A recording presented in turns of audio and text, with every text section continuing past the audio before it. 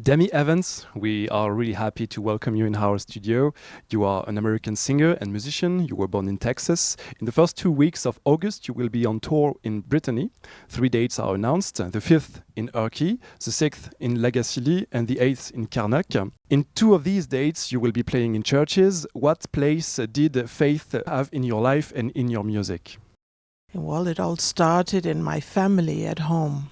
And I walk with faith. It's every part of my life, all my life. There's no moments where I don't, faith does not represent who I am. My entire life is based on faith, not religion. Spirituality, faith for me is not about religion. It's about humanity. In May, you performed at the American Cathedral in Paris. Yes, Did you enjoy it? yes, it was lovely. It was special. Yeah, it was nice. An American in Paris, the traditional form. On stage, you communicate a lot of energy to your audience as an artist. What do you want to give to the people listening to you when you perform? What is your fuel? Well, to give them joy, hope. I try to be generous in my kindness and my communication. It's just delivering my kindness and my hope with music. Fred Morisset is your guitarist. You two have a special bond, I believe, in the creation of your songs. How do you work together? Could you talk to us about your creation process? Well, because, first of all, Frederick is my husband, so we're married, so we live together. We're together 24/7. And some moments he will just start playing some chords. If something touches me, then I will put a melody to it. But it all starts with the chords he's playing and melody after, and then the lyrics. The lyrics are inspired by what the chords are, how the chords are talking to me. They're like, it's a voice. His guitar is a voice to me, and it talks to me. And from there, we just start stacking the blocks, with the arrangements, and the composition basically starts just like that. Yeah. And then after we've written the song, we have the basic format of the song. We start to think about what musicians we want to bring in to play the different instruments.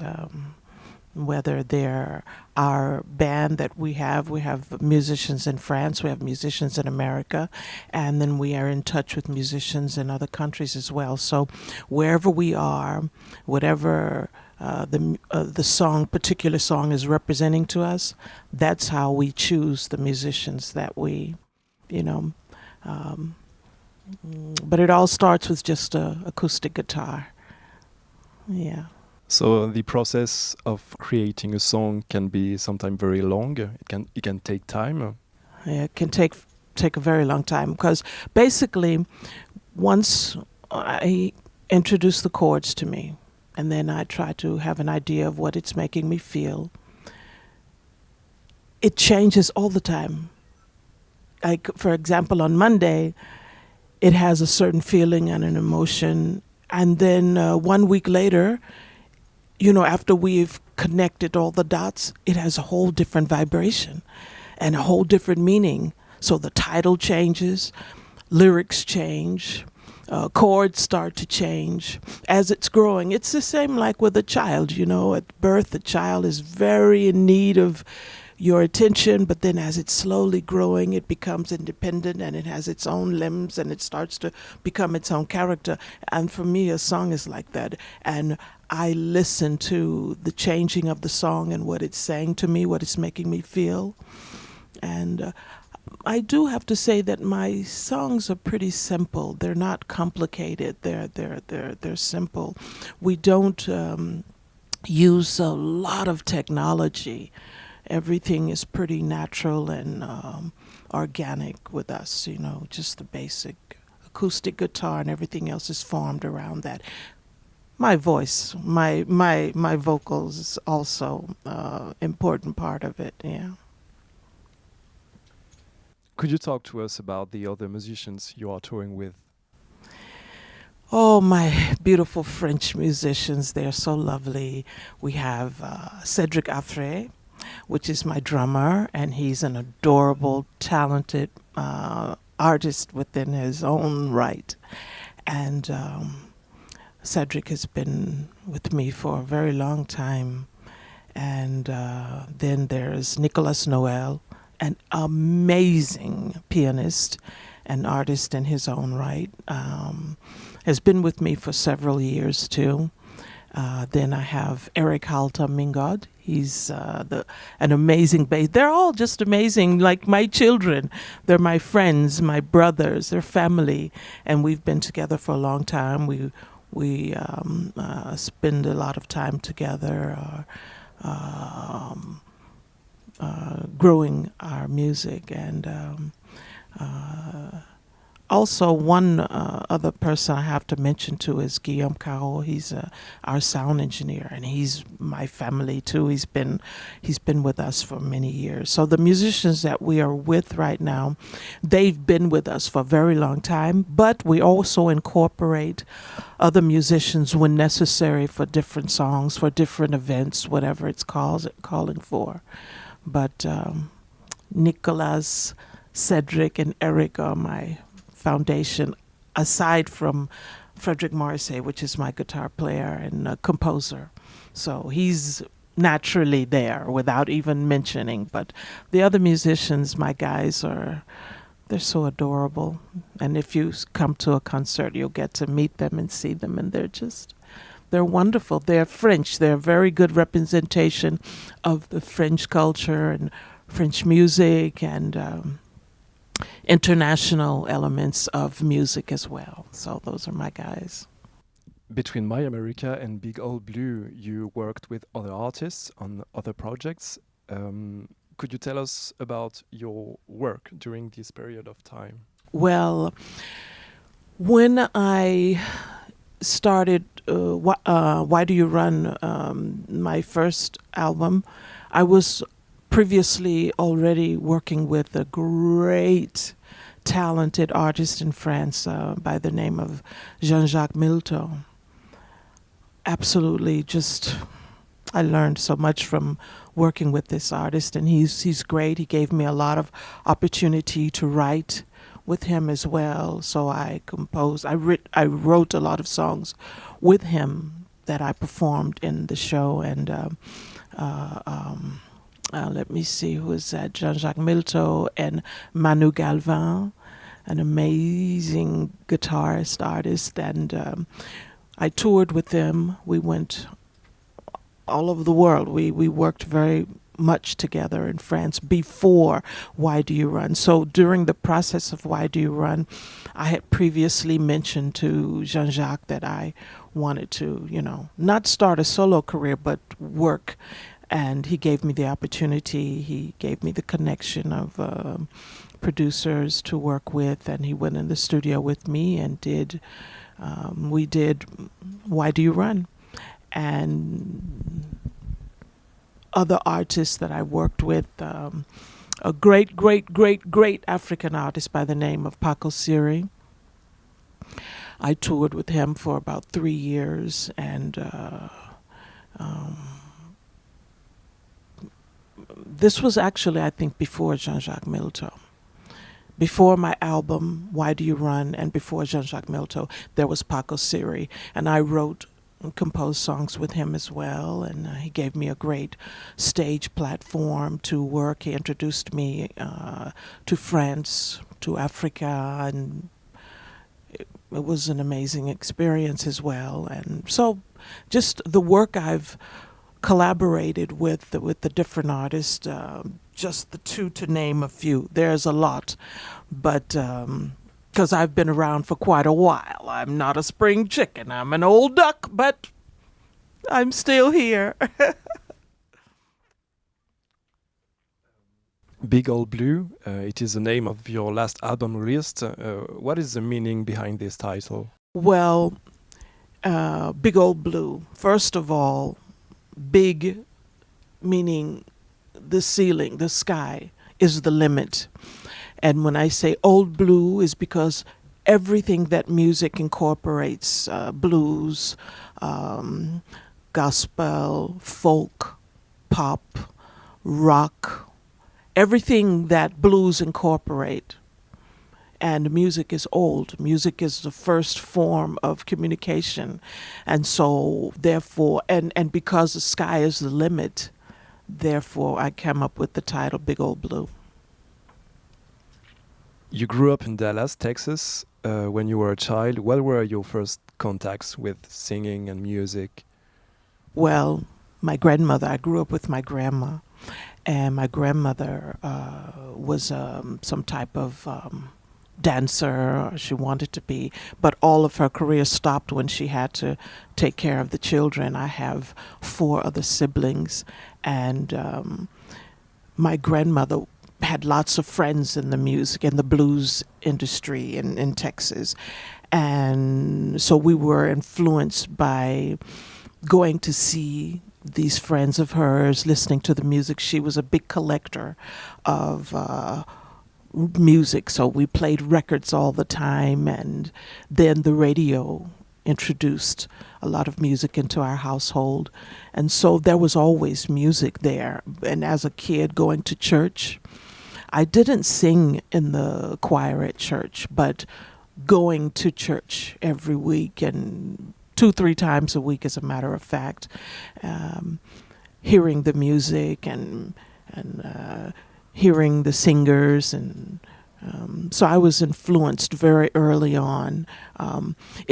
Music didn't really come into my being as far as a stage performer until very late, but the music had already found a place in my spirit, in my soul, and it walked with me through my life in all the different careers that I had and the different things I did. Music has always been in me.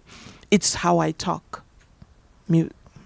Yes, music is how I talk. It's how I express myself. Sometimes I go overboard, but I'm very passionate and expressive with myself, and it's all because of music.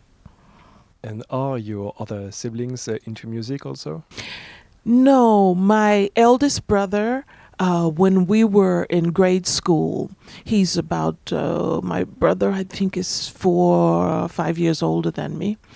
And of course, back then in the 60s, I was a really little girl, but I remember my brother having an acoustic guitar.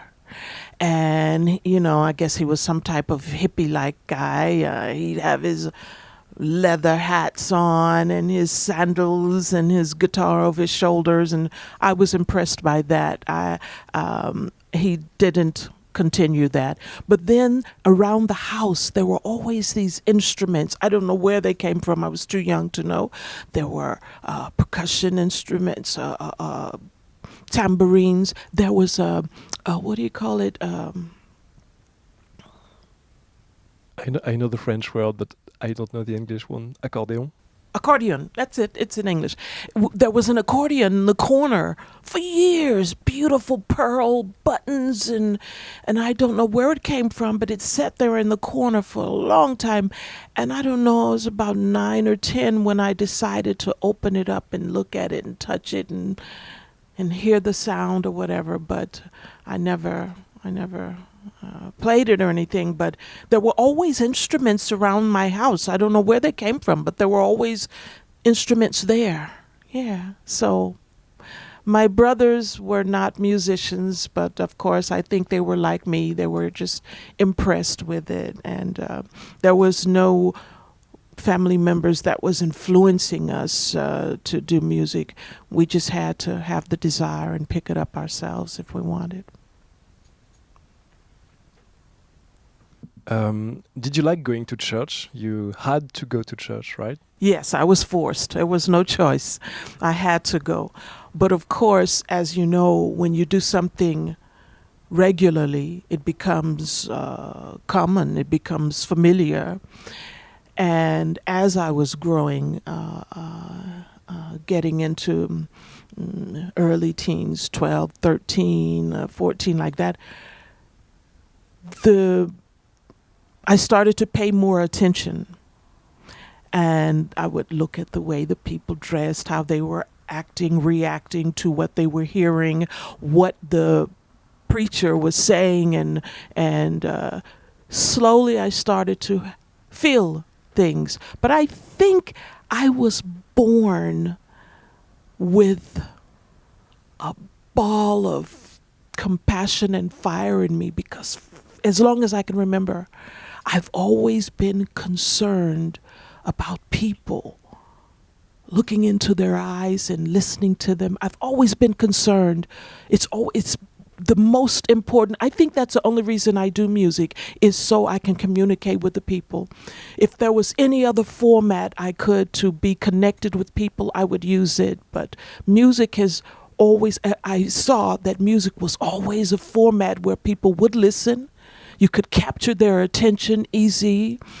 And so, yes, I think it's the music is my communication.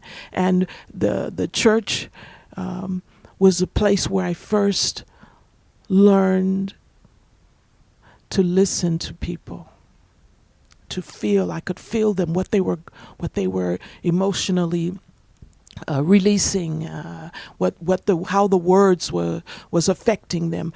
Excuse me. And so the church is the beginning. It's the beginning of it all. Yeah, it's true. I don't think about that very much, but yeah, that's true. The church was the beginning of it all. It was my introduction to society, to this world. Yeah.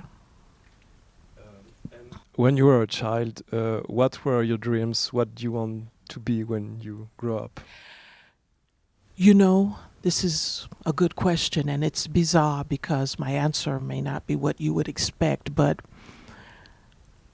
as a kid, I did not have inspirations to be anything in particular, because I was so timid, I was so shy, and I was so insecure. I didn't think that I deserved any particular fame or anything. I would see other people dancing, and of course when I was about 9 or 10, this was when Michael Jackson was introduced. The Jackson 5 was introduced into our homes. And of course I connected with him because he was my age. He was so young, and I thought, wow, but I wouldn't dare imagine I could be someone that the world wanted to look at, and I could be on a stage. I couldn't go that far. I had a little bit too much humility. So I didn't believe that I could be something exceptional or special. So all I ever wanted was my whole thing was, how could I please the people and make them love me by pleasing them? And that's all I ever wanted. So my dream was being someone that the people could love. That was my dream. I want to grow up and be someone that people could love. So I didn't have a particular a job title, or I wanted to be a school teacher. Of course I wanted to be a ballet dancer. That was the first connection. I wanted to be a ballet dancer. That was the first thing. And did you write songs or stories when you were a child? Yes. I wrote poems that have absolutely no meaning to anything, but I wrote poems. I started writing lyrics to music, I think, in my early teens. I wrote stories, like I thought I was writing material for films. I believed in myself a lot. I did a lot of writing as a kid. Yes, I did. And did you concretize some of these projects? Oh, no. No, not as a kid. No, I didn't. But I have a strong memory. So as I grew older, I remembered this particular song when I was a kid. And so I tried to incorporate that in my early years of discovering music. Didn't go too far. Yeah. So you talked about Michael Jackson when you were growing. Who were your models, your inspiration? Well, first it was the music that my grandmother was impressed by. So it was the blues first. And then in the house, my eldest brother was really into jazz, so their jazz it came into my connection, and then R&B soul came into my being. So my grandmother, one of her favorite groups were the OJs. So this was soul, R&B soul music. Stevie Wonder came on very early. Aretha Franklin came very early. But once I discovered artists using musical formats as activism, starting with Nina Simone, when I started to hear artists like her and how they were using music as a platform to express themselves. But I could go on and on. There's so many artists that impressed me and influenced me, and it's different genres of music. It wasn't just one particular. I think that's why my music is have so many boundaries, because I am influenced. I have been influenced by so many different platforms of music. Nina Simons could sing blues, soul, any kind of music, and she was a fighter. She also lived in France. Do you, in some ways, feel close to her? Yes, it's bizarre. I didn't do it. It was just instinctively that once I discovered her, and then I read her her biography. I saw a lot of similarities there, a lot of similarities, and it arrived organically like that. Although I'm not a troubled artist, but the cultural connections, I have those same feelings and passions about my culture, about my people. But I don't know if it's because I've connected with the newer generation, so my vibe about culture is pretty broad. I find the entire world as my people. Not only black people are my people, but every culture are my people. And so I communicate with them in every way possible, using every different genre of music to connect. So yes, Nina Simone has been a big influence in my being. I always felt her pain. Emotionally, I've always connected with her because I grew up with some pains, but I have never been the kind of person to express that or show that. I always express my music, my struggles through solutions, not to talk about my problem, but to just talk about my strengths. And it has not left me ambiguous to pain and troubles, but just I'm a strong person, and it's not about me, so I don't talk about me. I talk about everything going on around me, which I'm affected by also, but it's not about me and how it affects me. It's about, and that's, I think, there's the only there that the difference is between myself. I never could ever compare myself to such an amazing artist like Nina Simone, but I say that the difference is she was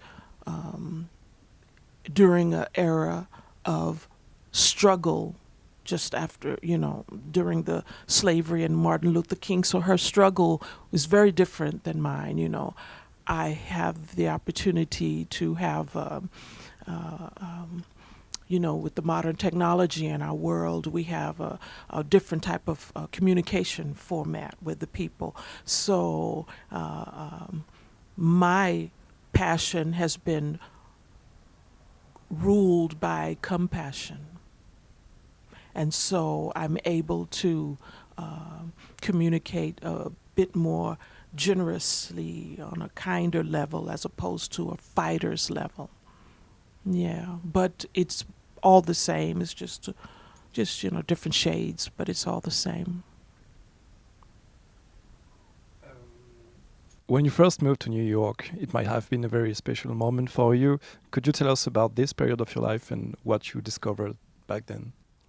Well, first, when I left Dallas, Texas, and with my grandmother, and we moved to Los Angeles, I was only there for a short time, but in California, I discovered myself in a certain level of expression. But for some reason, I was drawn to New York. I think it's more of the music that was drawing me there. California is a fashion industry, so I had an experience with that. But once New York drew me because, well, first, my best friend decided, I'm going to New York, and you're my best friend, so wherever you go, I'm going. So that was initially the movement, was because my friend was going, so I said, I'm going too. So when I arrived in New York, oh my goodness, it's so compact that it's like, let me see, how could I describe New York in just as, New York is like I guess like a glass of Coca-Cola. You know how you open the top and it psss, and then you pour it into the glass and it's all fizzling and and you just can't wait to taste it. And once you taste it, that sizzling is still going on in your mouth. Like, that's what New York is like. When you arrive, it's so compact. The buildings are all there. The lights are there. The people are there. Every kind of walk of life is right there, and in this closed in little location, and everything is right there. Every kind of music, the smells, the street smells, it was just so amazing to me at an early age. I was just, I don't know, 20, 21. I was really young, and I hadn't discovered much of anything in the world yet. So New York was just, oh my goodness, it was a phenomenon to me. Yeah.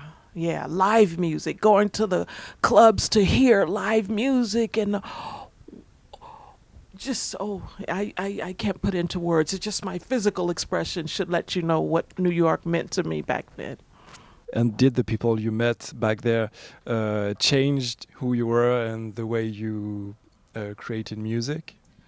Well, they changed me in the form where I have to be a bit more inhibited.